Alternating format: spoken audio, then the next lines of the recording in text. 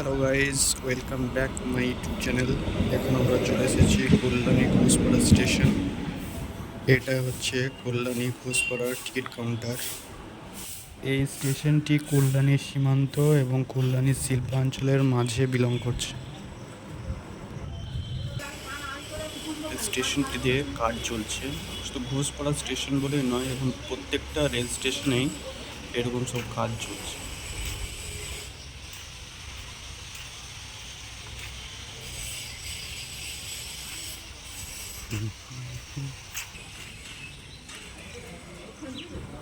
এই ট্রেনটি শিয়ালদা টু কল্যাণী সীমান্ত যাচ্ছে।